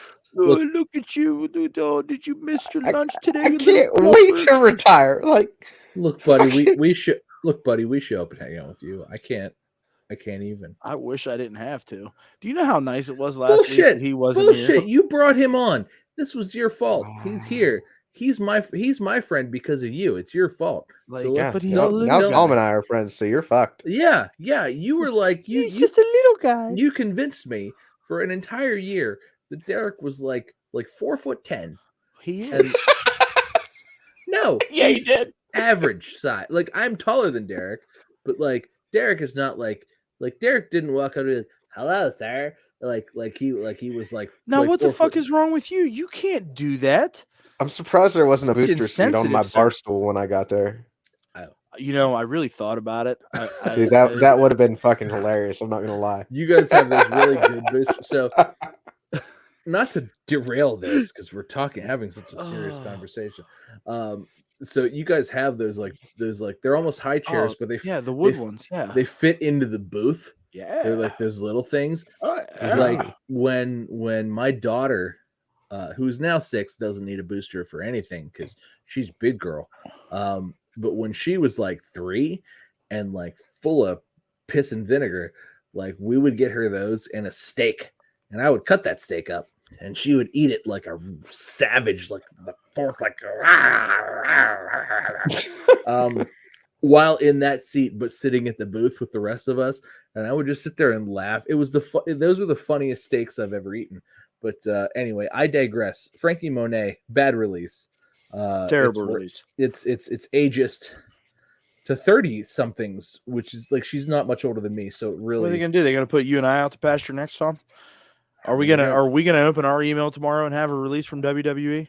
They're gonna have to shoot me. WWE regrets to inform you that Tom No New Shirthausen, formerly of One Fall WrestleCast, has been released. Tom No New Shirthausen. We let him out to pasture, and then we shot him because he called us all fucking ass wipes. So he shot us. There's one name left on this list. There is. Derek, you have anything you'd like to add about Frankie Monet? You know, I just don't really feel like she was up your alley. No, I didn't really have a big following on her. So do you know why you didn't care? Do you know why you didn't care? Because you're a fucking mark. That's why you didn't care. Oh man, you know why? Because her name is not on AEW. That's not even close to true. You fucking mark. You're a we haven't even talked about them tonight. Jeez, fucking mark. We haven't even talked about AEW tonight. We're getting there. I mean, we're fucking running deep, but who gives a fuck? Because we got lots of shit to talk about. Derek's so tired. Derek's been up since 4 a.m. I'd be up since 4 a.m. too if I was on a natty light bender. I gotta do it again tomorrow. He's works out. He's probably drinking the scary light. Wasn't that what it was called, Derek? Man, I ain't even been drinking beer. Look how thin he looks. Doesn't he look thin to you? Look, he's I'm a picture of health. So you're saying I'm fat? Is that what the exchange is here? I mean, I can see No. more of Derek. I can see more of Derek's chins than I can see of yours, but That's because mine are hiding under this beard, bud. it's That looks good. better than yours. Uh, Anyways, Oh, the ouch.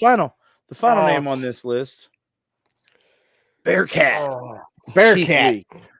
How do they fuck this up? How do they fuck this up? Listen, I'm gonna be honest with you. I told you whenever they fucking debuted him on Raw against Randy Orton that he was fucked. I called it. You Call were it. right. But like he's everything. He's everything that WWE wanted. God, he's big. No, he he's can not. move. He's 36. Oh, right. He's 36. Oh, I have read too that he had some attitude problems, but I'm guessing that probably stems But from listen, being called up. Your okay. music's Well, here's changed. the thing. Your whole Here's the thing. outfit has Fuck all that. changed. You want to talk about all that? Okay, right. But the bigger problem here is that we hear this stuff and it's like, oh, by all reports, Keith Lee had an attitude backstage because they changed his ring attire and his entrance music. Right? But here's the fact of the matter that we really need to start wrapping our fucking heads around. And that's that we hear this shit because WWE wants us to hear this kind of shit because they want us to want us to understand that Keith Lee had an attitude because they didn't like what he was doing. Well, you know what? If I was Keith Lee, I wouldn't be fucking happy either because this man's built a career on his own blood, sweat, and tears to create a name for himself, to even have the chance to be on Monday Night Raw, to even have the chance to sign with WWE. And then all of a sudden WWE is going to bring him up and put him in a fucking skirt. Yeah. So I don't buy any of that fucking attitude problem fucking shit. Miss me with that bullshit. Yeah. Because I wasn't even trying to hit you with it. I'm agreeing with you completely. I'm not saying you were. I'm just saying in general, it's some crazy shit and it's dumb stuff that we hear about. And it's like, sources within WWE said that Keith Lee had an attitude ever since he was signed, even in NXT. Why would he have an attitude in NXT? He was a fucking superstar in NXT. They North American champion. They gave him all the belts. They're like, here's all the singles belts. They're yours now. You win. Absolutely. You win. He's the only man to ever do it. Only man. It doesn't make sense to me that this kind of narrative comes out. And you know what? Maybe he did have an attitude. Maybe he did have a little bit of a swagger about him that like those old fucks up there don't understand, right?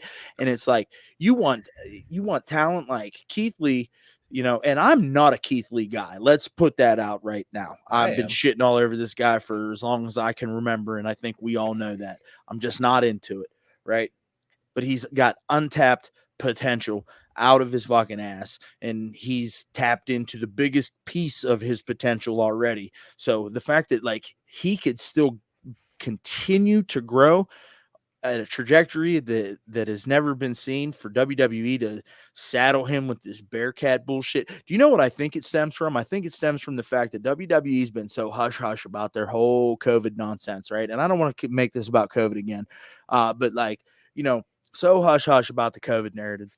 The only person that we've heard talk about it was Drew McIntyre, and he did it on WWE TV. The shit didn't exist as far as Vince McMahon and WWE was concerned, if you guys remember all that. And then all of a sudden, we were like, oh, we get this cell phone video promo of Drew McIntyre. Oh, I got COVID. I'm feeling much better now, but, it's been a struggle for a couple of weeks.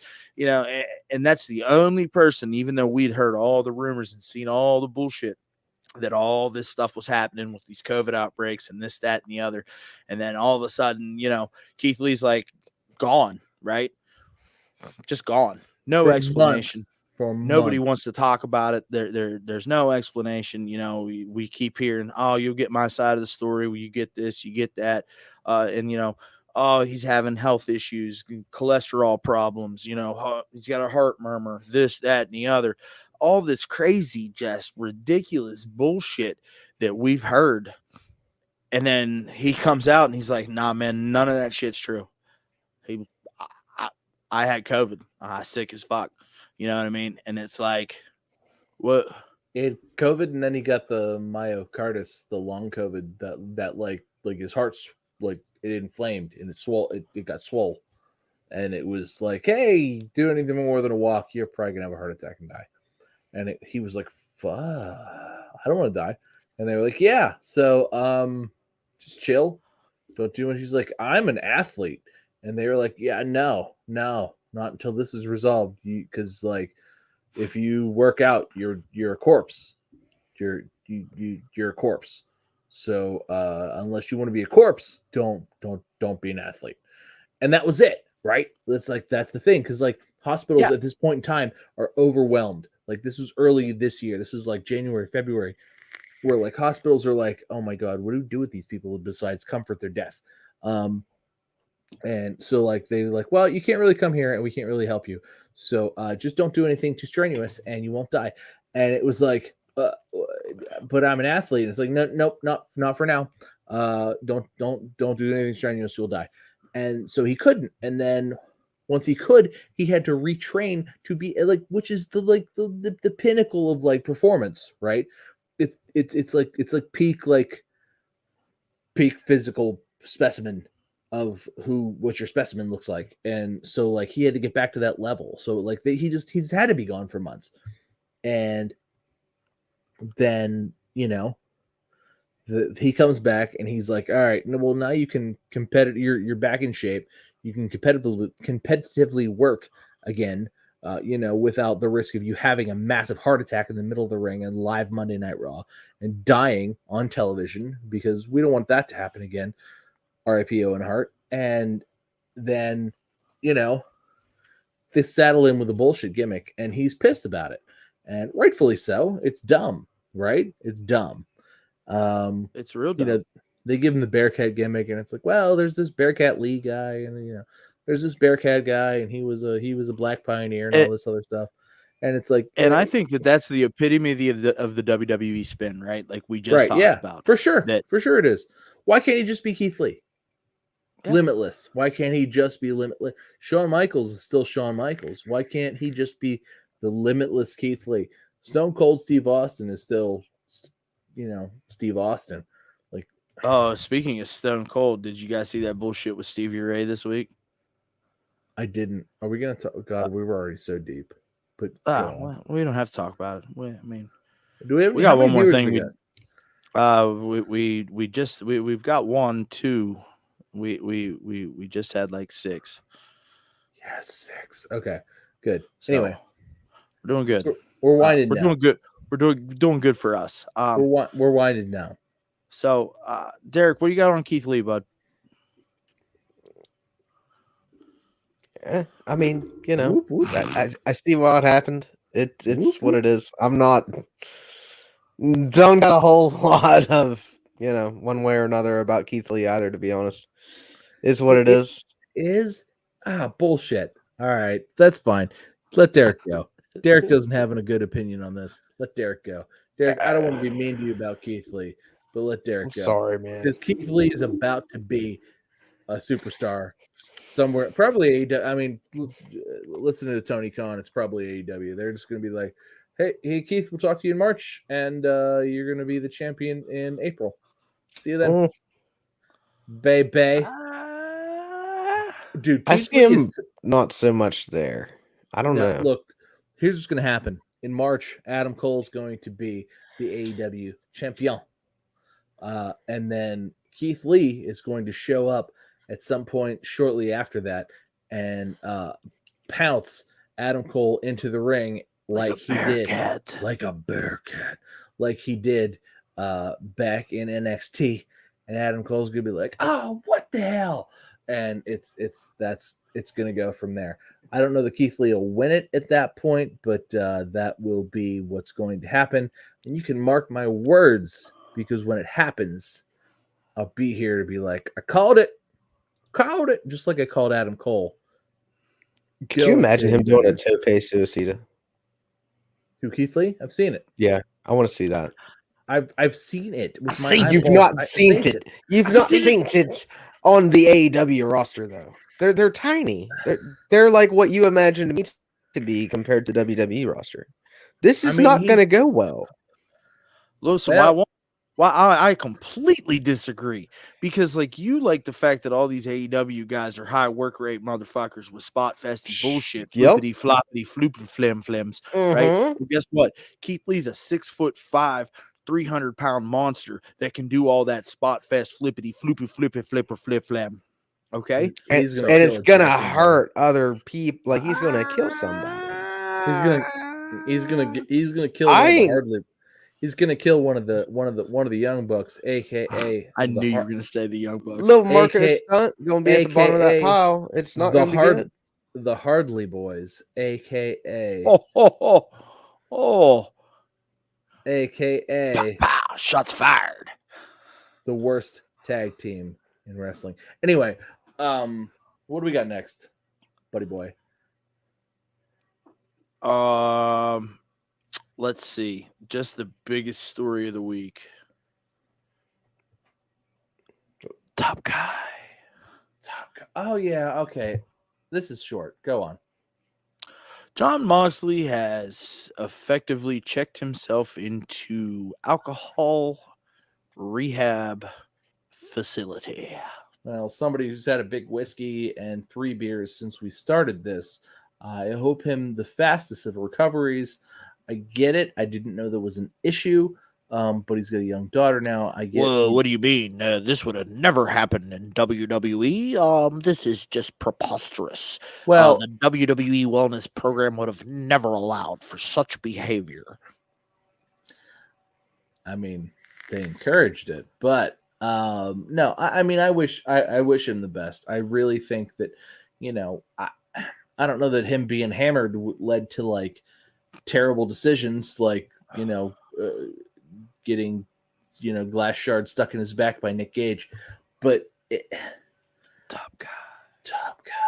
Look, I hope he comes out of this and it goes back to being a top guy. I really, really, really do. Like, Oh, What do you mean going back to being a top He guy? called him a top guy. You're so sweet, no, now, Tom. I said going back He's never not being a top guy, a top guy. Yeah. except He's top when guy. he was doing Top guy. not top guy shit. So, like, I hope that this was the issue. I hope he conquers his demons.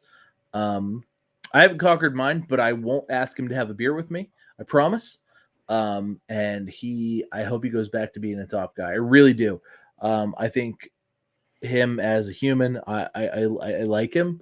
He's a very raw, honest individual. And I think that when he is a top guy, he does it as well as or better than anybody else. But he does tend to enjoy doing non-top guy things. And I hope that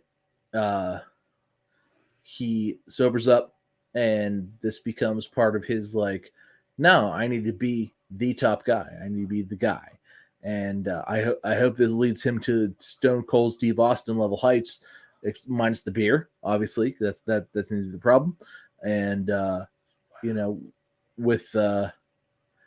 not trying to be cold. God, I'm not trying to be cold. I want him to get better. I want him to be the top guy. I wish him the best. Look, Chris Jericho would tell you he's the top guy, but somehow he wears like a weird muscle suit over like a beer gut. It's really weird. It's really weird. Like That's how Eddie weird. Kingston, not Chris Jericho. No, Eddie Kingston doesn't have abs. And Chris Jericho somehow has abs over a beer gut. It's really weird. Okay, Chris Jericho's body and my body are the same body, and I like drink a lot of beer and I don't do a lot of setups. But somehow Chris Jericho has like abs, but then he's also got like a beer gut, and I don't understand how anatomy doesn't work that way, where there's like the beer under the abs. It's the other way around. So I think they're the ab implants. He got ab implants, and so they're still there. It's just in silicone.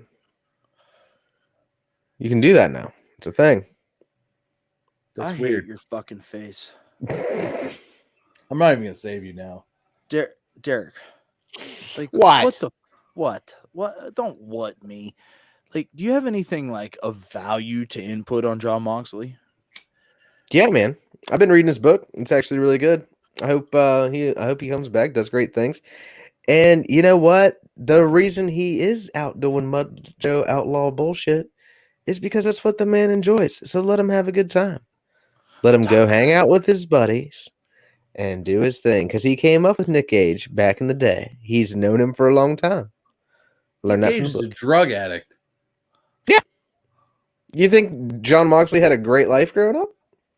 Does he look like a guy that had a great life? No, but like that's this. So look, when you're in recovery, you need to like cut the ties with those toxic people, and I feel like Nick Gage is like numero uno of people he needs to cut ties with. It was like, hey man, sorry, I can't have these like drunken bloodfest matches with you because it's like not good for me or my mental health or like my family's health. I'm a father now, and like having glass shards stuck in my back that my wife has to pick out while my baby daughter is going ago is not great for me right now as a human being. And you know, I feel like Nick Gage in his like drug addicted bank robber face would go, you pussy. And like I feel like that's the energy that John Moxley does not need. So my hope is that John Moxley leaves that life behind. The Nick Gage, you know, ripped from asshole to appetite bullshit matches, those guys behind. Work with, you know, the serious legitimate wrestlers, because that's, look, before he left, he was squashing dudes, and luckily they put Miro in his place, and Miro squashed Orange Cassidy.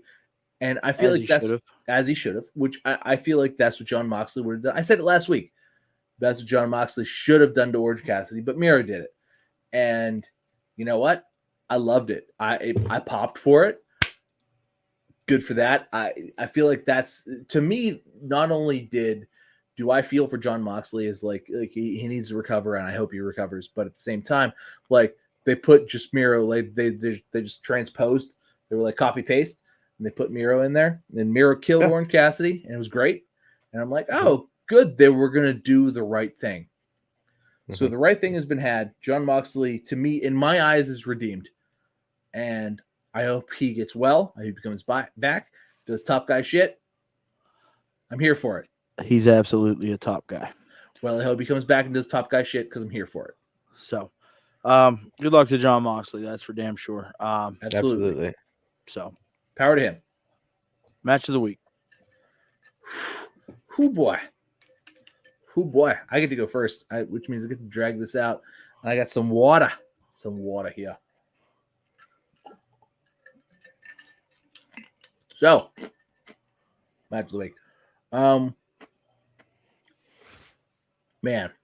So, the end of Raw actually was really, really, really, really good. I don't know if you guys caught Raw. We're recording on Wednesday. Obviously, we're live. The end of Raw was really good. They had the women's little kerfuffle 5-1, match. That was good. That was really good. It got me amped. I didn't watch, so I started Raw and then I fell away, and then I showed back up at like 9:40 or like no, not 9:40. I showed back up at like 9:15 or so. The women's match was good, and then after that though, they had the men's match, which was Kevin Owens versus Mr. Seth Rollins, and I know love me some Seth Rollins. Absolutely, but buddy, I'm here for it. I'm here for it. So, man, these boys put on a clinic. There's been some complaining about the end, really, about the whole like DQ where Big E gets in the way. You know, he gets disqualified, or not Rollins, but I've got not Big E. Big E got Kevin Owens disqualified. He distracted Kevin Owens. Yeah, he distracted him. Got down. God, cut that. Oh, we can't. We're live. Anyway, we're live. Anyway, Big E got Kevin Owens disqualified, and while that happened, it like that. That's kind of a bullshit ending, and Rollins did the thing. I know Derek told me he was dressed like Paddington Bear, Rollins Yeah. kind of was dressed like Paddington Bear. Look, I'm older than you. I know what Paddington Bear is, although I called you a boomer. You're right. He was. It was a good look, though, bud. It was. I thought it was fine. But and then after the fact, despite the ending being bullshit, like Kevin Owens sort of turned heel, but sort of turned like frustrated, tormented soul, and beat the shit out of Big E, like real bad. And to me, that's the match of the week. It really is. However, I need to shout out all of NXT because while there wasn't a lot of build to NXT, it was really another really good show. I mean, Pete Dunne put on a clinic this week. Braun Breaker did good stuff. There were lots of good promos. It was really like NXT was really good too. I watched NXT today, and man, it's Wednesday, so NXT was last night. I watched it like this morning. NXT was really good, and like they're sort of building back to something in NXT with like new talent. It's all fresh faced new stuff for the most part, minus Ciampa and Gargano and some of the other guys. Like Cameron Grimes is back. Cameron Grimes to the moon. Listen, if they release Tommaso Ciampa, I'm gonna riot. Or Cameron Grimes, truth be told, I'm gonna be like, what the what's wrong with you people? Like, what is going on? I don't feel like we're that far off from that. I feel like we're pretty close to like straight up quitting WWE as a podcast. It's probably maybe going to happen. Except maybe to be angry at them, but like, God, I should have almost been there, but like I'm not yet. But I feel like there's the potential is there. But anyway, NXT was good yesterday. Match of the week though was definitely Rollins versus KO because they do good things, and then the stuff with Big E at the end between Big E and KO really just like, despite the bullshit ending to the match, like that really put the cherry on top of it for me because I don't expect Raw to have like clean finishes per se. I expect them to just push storylines, and that really almost started a new one, and it started a storyline that I'm now invested in. So, Absolutely. Derek, what you got? Dickbag Derek. So, whole bag of speaking dicks. of giving up on WWE and things of that nature, actually branched out a little bit this week. And so, Tom, I do agree with you. NXT yesterday was actually really, really, really good. I was surprised, especially the opening match. I liked that. I love me some Io Shirai. She can work the other two. I forget their name. Katie Catanzaro and the other chick, whatever Love it is, Katie, Casey. but Katie, yeah. I don't know. Yeah, that's like Casey. That's like Casey Catanzaro's like partner. But yeah, it was good. Yeah, like I don't know. It was all right. So that was good. That can be my whatever it is. The honorable mention. Honorable mention. Runner up. Yeah. I got to switch to the other screen here so I can read because I got a lot of names actually in my match of the week. It was a 3-on-3, a 6-man tag, fellas. We get that 6-man tag belt. Comes from Impact. We had Moose Morrissey, which is actually Big Cass, and Minoru Suzuki versus Josh Alexander, Eddie Edwards, and Zack Ryder, Matt Cardona, however you want to call him. It was actually really good, kind of like a big man match, I would almost say, because I mean, Moose is not a small guy, neither is obviously Big Cass. He's 7 foot tall, and You can't teach that. No sirs. And we also got to see Japanese legend Suzuki in the ring, which is great. Honestly, Zack Ryder, that's another one that the guy can work. And he had the push of the crowd. I don't know why WWE let him go. Now he's doing great things elsewhere. Another guy that I followed over to Impact. He's literally the like star of every match he's in now. Yeah, right. It's great. It's like he just brings all the eyeballs. It's stupid nuts, right? It's like woo. Here's this Matt Cardona guy, and here he is in this match, and then you watch it and you're like, holy, this is something to watch every week. This is every week now. But no, I agree with you. That's a great match of the week. I did watch that. I did watch that on the YouTubes. It was good. Mhm. It was You clicked on it fun. because of Matt Cardona, didn't you? 100%. You fucking Mark. Yep, that's me. Well, Moose too. I really like Moose. You do like Moose. I I like really Moose. like Moose. Yeah, Moose is good It's hard stuff. not. It's hard not to like Moose. It really is. I miss that he I doesn't like- do the Moose thing anymore, though. Yeah, no, mean, he doesn't. I know he's a heel now, so it's not as crowd friendly, but His heel work is much more muted. Moose. yes, which he's I'm just not badass, exactly- serious Moose. Yeah, get less serious. Get back to being the fun-loving giant motherfucker that kills motherfuckers. Anyway, because he's one of those guys that would like hit a dude with another dude, and like I'm into that. But He's doesn't got do that so potential. much. He sure he does. doesn't do have that. potential. I wish he would do that more. So, Derek, Well- you got anything else? All right, on well, that, what bud? you got? Oh, okay. Nah, man. No, It's up to you. Go. Okay, so I'm heading over to the Evil Empire on Friday night. Yeah, it happens. Naomi versus Shayna Baszler. Now, granted, this is like the ninth fucking time we've love seen it. Shayna. I right, still love but, Shayna. Um, Who don't love Shayna? For fuck's man, sake. this Sonya Deville thing is just so fucking good. It's so good. Like, it was a good match, man, right? And it's like I don't want the whole Sonya Deville Naomi storyline build to overshadow how good this match was. Like, Naomi's a former SmackDown Women's Champion. Like, I'm not high on Naomi. Like, I've never been. Like, the gimmick's tired. Repackage her. Give her something new.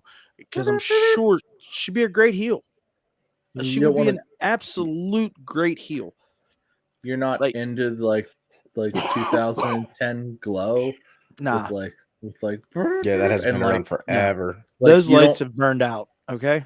You don't want to like do Molly when she comes out. Is that what you're saying? You're not popping Molly's when she's coming out. Oh, me neither. So yeah, I agree with you. Let's go. But like, she got in there, man, had a good little match, and then she got the roll up. She reversed the Kirifuda clutch, got the roll up, 1, 2, 3, and then Sonya Deville says, no, time out. Naomi grabbed the ropes. Yeah, that's not gonna fly. And then, Kirifuda clutch. Shayna Baszler wins. Again, As it this should is- have been. I Yeah. fucking love Shayna. Yeah, I love Shayna. Shayna's a killer, and like I'm glad that she's getting a little bit of love and respect right now, right? As a Like, killer. Look, Shayna's know. like 42. She really needs to at this point. Like, they just need to like just give send her her to the moon. send her to the moon because like she's got maybe 12 months left. I mean, I'm not trying. Maybe to be she's mean. the AJ Styles of the women's division, bud. I think she's older than AJ Styles. Am I wrong? No, AJ's like 45. Is he seriously? I thought it was like Yeah. 43. No, he's All like right. 45. All right. Well, maybe. And good for her if she is, but I mean, she ain't got a lot left in the tank. Listen, she can still go. I don't believe No, that she can't. absolutely. Oh my God, she can still look. You were not arguing with me. She could tap Charlotte out tomorrow, and I'd be okay with it. She could tap both Charlotte and Becky out at the same time tomorrow, and I'd be like, yeah, I believe it. Yeah, I totally absolutely. believe it. And Charlotte and Becky would go back and be like, ow, that fucking hurt. The other thing that pisses me off, right, is like they just kind of abandon the bone collector gimmick. Yeah, right. Like that was great. She was like just snapping wrists and taking names, and I'm like, fucking God, I love Shayna. I really do. And like she's gonna retire and not have been like in my perspective, she should have already been the champion. Like we should be 2 years in right now. Yeah. And it's not gonna happen. So it's always gonna be an underperformance to me. As well as her main roster run is gone. Because truth be told, it's gone pretty friggin' well. I'm not. Yeah. I'm not here to sit to There's like just no legacy attached to it. bemoan it. Right? Exactly. She's not. She could have very easily been the Kurt Angle of the women's division. Yeah. I think she was a little older when she got into it than he was. Obviously, he won gold and then came in as a 20-something in the late 90s. But she was already 36 or so, or 35, and came in and but just dominated. And I will net like God. I will never forget how uncomfortable her NXT matches made me. Not because I thought they were unsafe, but because they looked gross. And it looked like she was killing everybody. Shayna's gonna kill you. And maybe she did. I mean, everybody seemed to come back next week. So maybe not. But at the same time, man, is she dominant. God. Sorry to get on a rant on your match you're of the good. week. Shit was great, man. Fucking I'm love glad. Shayna. I'm into some Shayna Baszler, man. I hope that here in the near future she gets a little payoff because she absolutely deserves it. One title run. That's all I want. Yeah, one title especially after living in the tag division for as long as she did with Nia Jax. Like, Yeah. let her get that one run. I think that's all she needs. And like I said, she could pop in the ring, tap out Charlotte Flair tomorrow, and I'd be like, okay, that's believable. I'd probably call it my match of the week next week. Yeah, absolutely. So, my God, she did it. I'd come in just wearing a t-shirt. You'd be like, where'd you get that? I'd be like, I made it with a Sharpie. And you'd be like, holy shit, it looks great. B team is the best team. B team, go. B team. Go. You left me hanging, pal. I love the B team. I whispered it. Yeah. So let's call it out. We're done. Yeah, we're out of here. Tired. It's been 2 hours. Oh, God. Hey, that's all right, man. You know what? We're switching to a new format. We're not as tied into what we've been doing. So, we'll see how it plays out. We're gonna rich and famous. We're gonna get a little rangy here in our times, I think, as opposed to that famous. That hour to hour and 15 that we've been living in for the last year. So, listen, if you haven't seen us in the last year, what the fuck, you living under a rock? Like and comment and subscribe. Listen, we want a little viewer interaction. There was a decent number for us this evening. Obviously we're new to the live streaming shtick, but please subscribe, hit the bell, let us know, and then we'll let you know. So, hey man, at the end of the day, we're just, at the end of the day, man, we're just three buddies that are enjoy wrestling, enjoy talking about wrestling. And, we're just putting it on the internet for everybody to share with us. So, hang out, and hit that like button if you're here. Guys, we're going to go ahead and get up out of here. Follow us on Twitter and Instagram at @1_Fall WC. That's ONE. Shout out to Oni Lorcan for the big one finger. Yeah. So, at the end of the day, man, good luck to Mox. Good luck to Woodsy getting shit right with up, down, down. And good luck to all the talent that's been released from their contracts this past week. They'll be fine. Oh, yeah, absolutely. Most of them will, for sure. So we'll figure it out. Either that or they'll sell used cars. Yeah. Either way, they'll be good. Yeah. Look, if Virgil is fine, these people will be fine. Listen, I had a fantastic conversation with Virgil. I was disappointed that he was going to Toronto, Canada, and I was going to Fort Lauderdale. Look, Virgil won't go south. Because I could have talked to him. I could have talked wrestling with Virgil the whole way down. So, all right. Love you, Virgil.